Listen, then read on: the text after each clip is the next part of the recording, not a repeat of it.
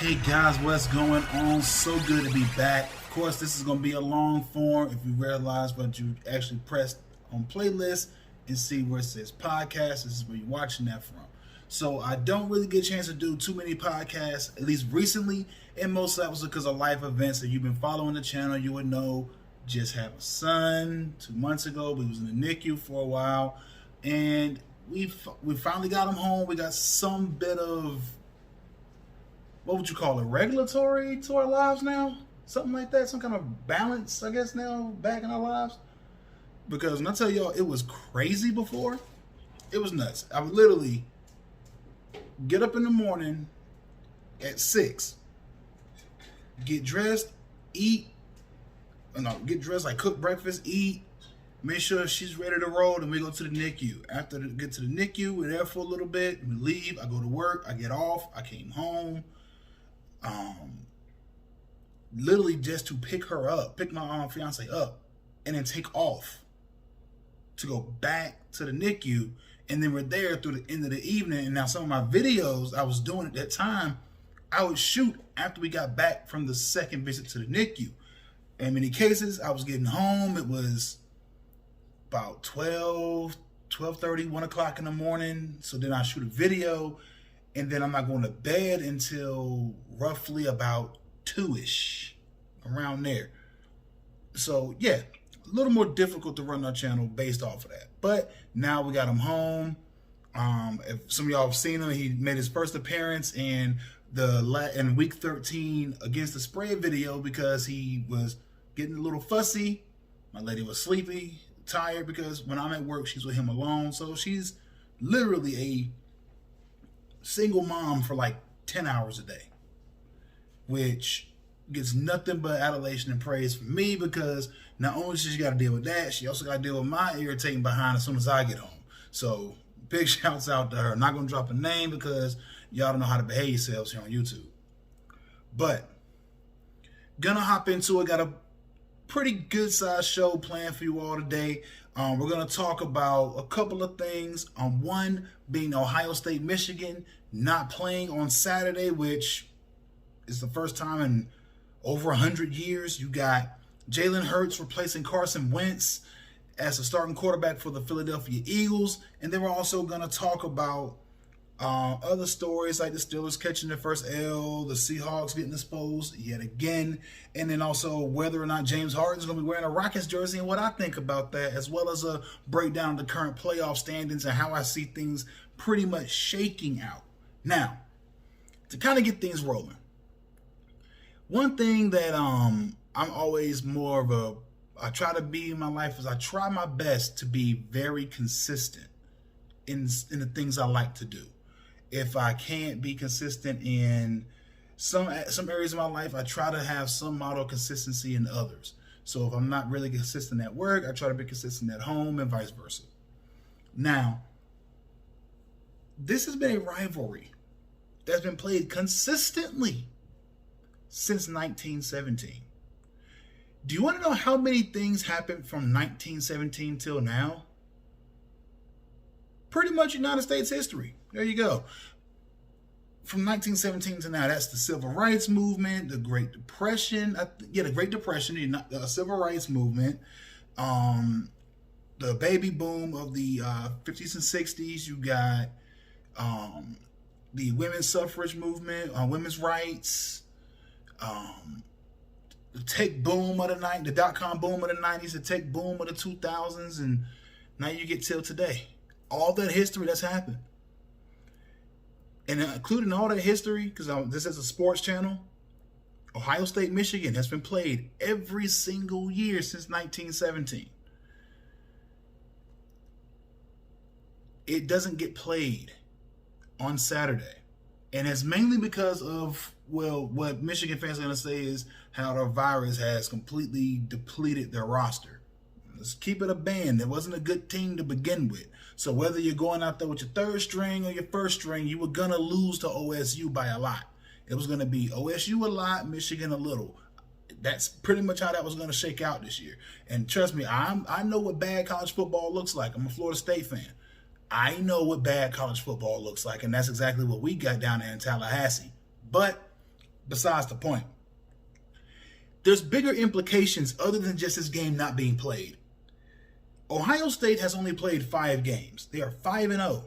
In order to qualify for their conference championship, they have to play at least 6 games.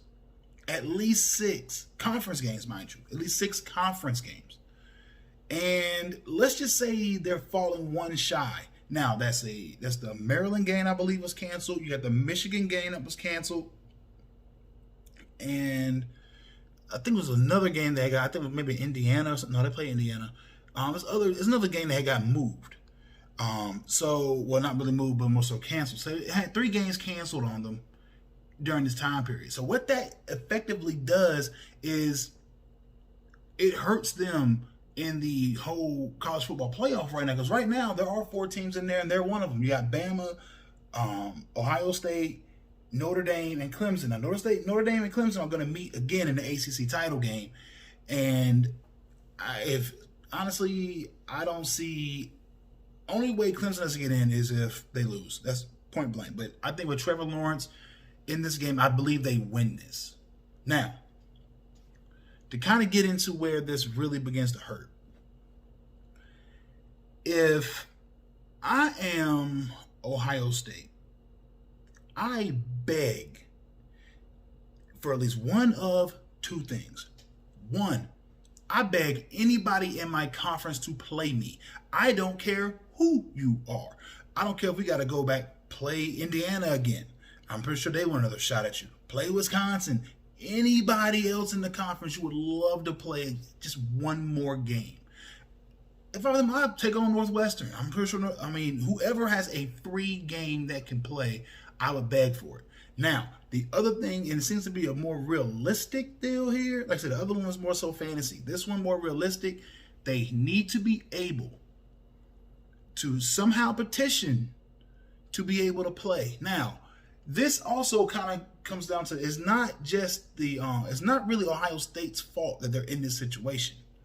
Simply because they wanted to play the entire time. Like from the start of the season, which would have been around September, they wanted to play from September through, because they knew, okay, some games would be canceled, games would be moved, gives us a workaround, and always try to fit us in to be able to play at least 6 to 7 games, so that way we can guarantee a spot in the conference championship and maybe even in the college football playoff for a shot at a natty.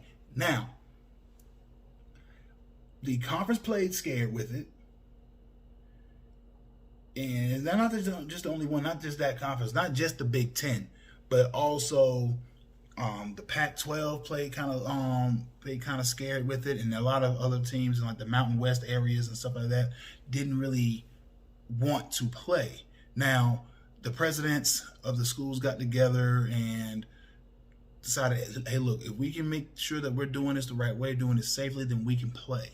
Now, for anyone who knows college athletics and how the money is broken down, the big money maker for all the people who say March Madness, that's nice.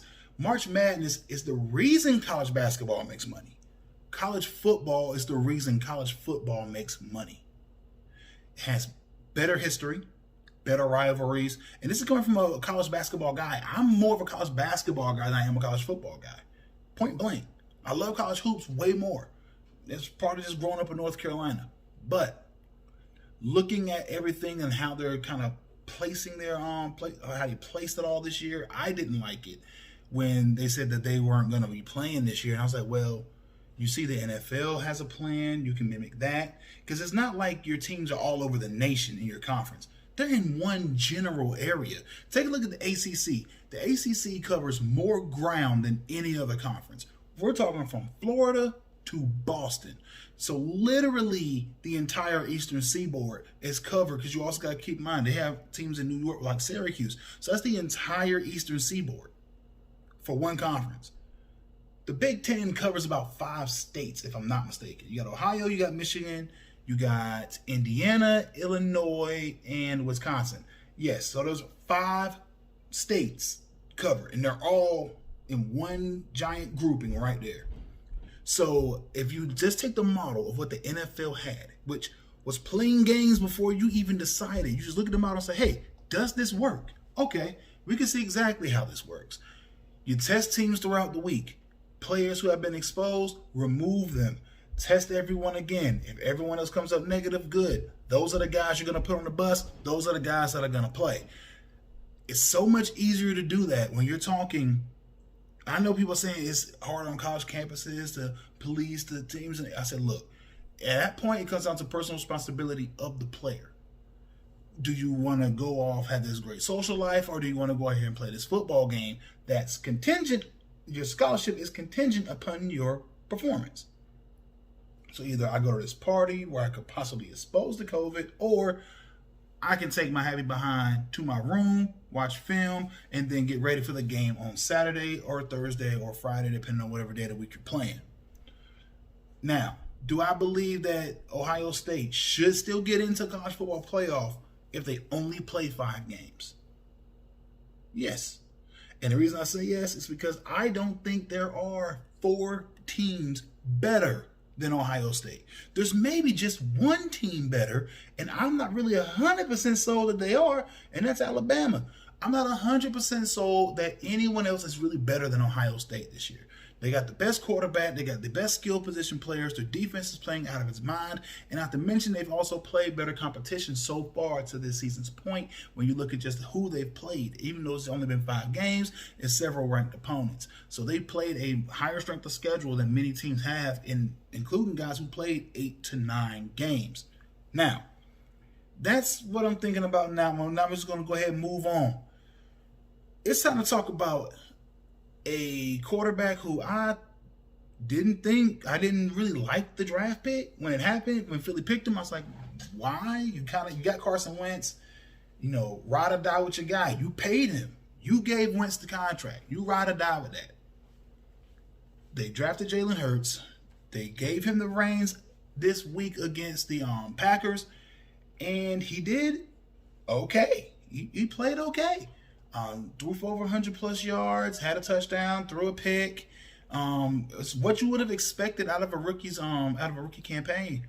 Comes out, didn't really have. He had plays in the playbook specifically for him, but not a game plan designed for him to succeed. So that's totally different. I want people to understand it. It's totally different. He was getting the Taysom Hill treatment. There are plays in his playbook directly composed for you to succeed. Now, let's see how well that goes when you start to play and you start to win games. Now we're out. Now you get a chance to see what he's worth, because Carson Wentz got benched in for good reason. And we're going to go over that right now. So I wish all the best for Jalen Hurts. I don't believe that Philly's going to totally move on, because you did pay Carson Wentz. Like, he's your guy, and he's a few seasons removed from an MVP caliber season. Now, he didn't win it that year, but it's only because he got hurt. So with that being the case, I don't really see Philly moving off of Carson Wentz completely. I think if he has another year like this next year, then they do. And then you still have Jalen Hurts right there ready to go.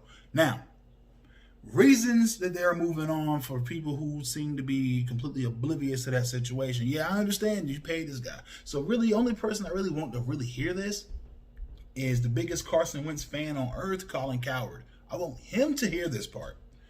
Due to erratic play, the offense underperforming, he having the worst views when it comes to his QBR, like the worst numbers when it comes to QBR. We're talking his overall QBRs of 49. That's 28th in the league.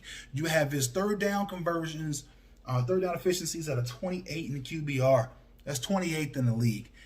Is against man coverage, he has a 45 QBR. That's 29th. Zones are 37. That's 30th. Against the blitz, that's 32nd. That's only a 37. He's 32nd. And then in the play action, he's dead last. Dead last. Which means he's finishing behind teams that can't run the football, i.e. like my Pittsburgh Steelers.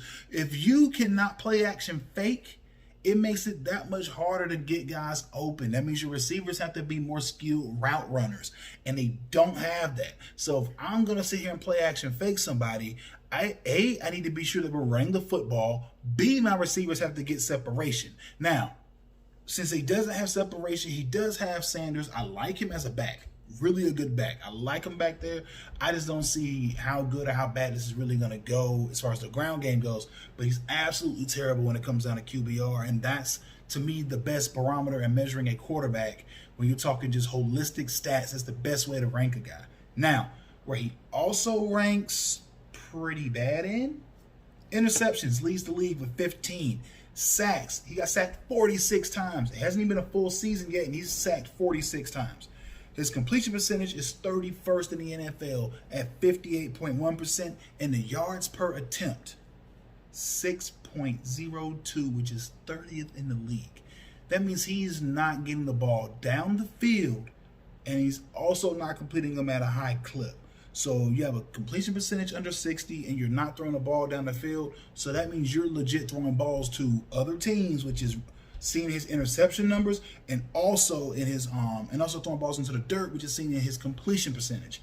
So that's just really not what that's looking up to. Now, with that being the case, I'm wishing Jalen Hurts nothing but success. Oddly enough, they're still in somewhat of the playoff hunt, and it's literally just because of the division.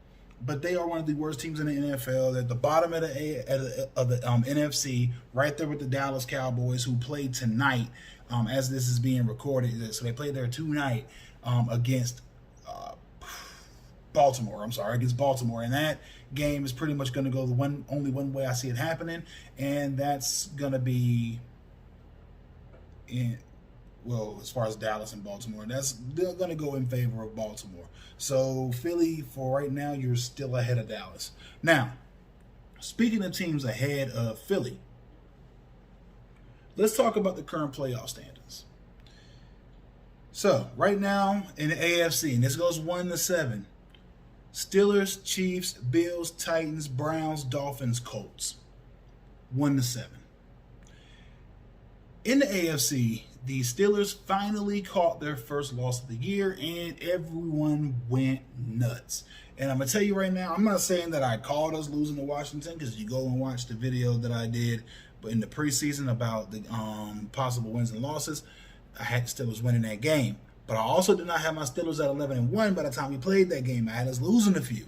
I actually had us losing to Philly, which we almost did. I had us losing to Tennessee, and I also had us losing to the Ravens at least once. I did not see us sweeping the Ravens. I thought that they would, probably come out and play a little bit better than they have. Now, for everyone who wants to say this exposes Pittsburgh, we now know who they are, they're this team, I'm more so going to look at it like this. If you didn't overreact when the Chiefs lost to the Raiders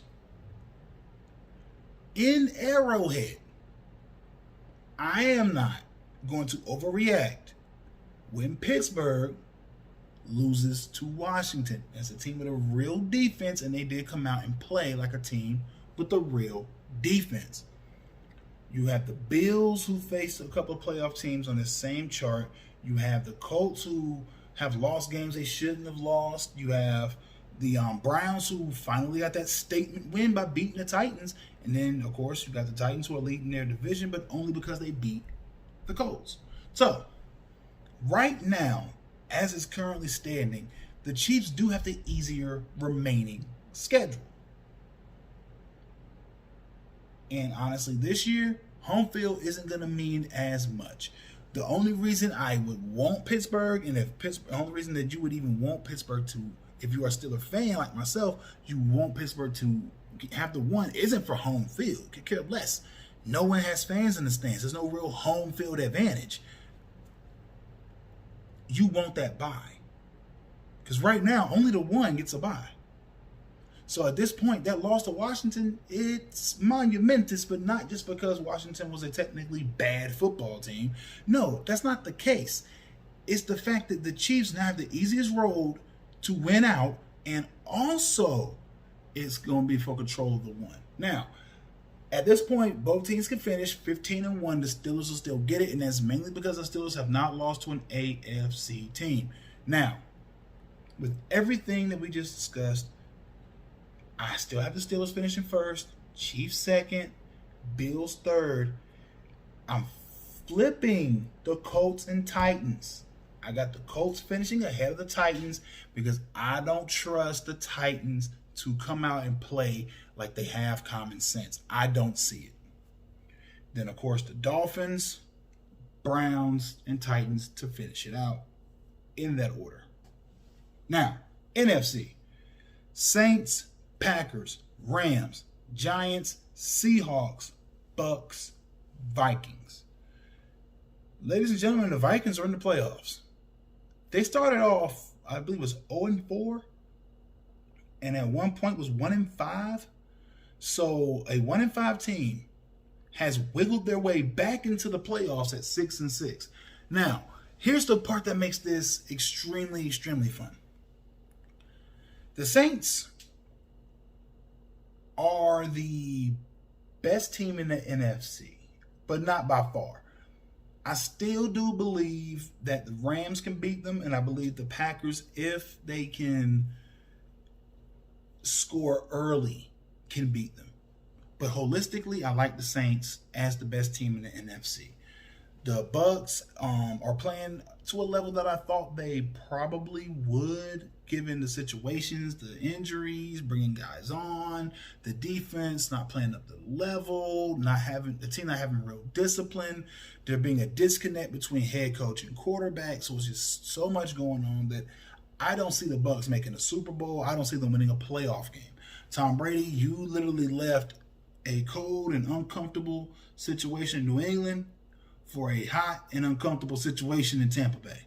So you have to change the culture there. This has been a bad franchise for quite some time.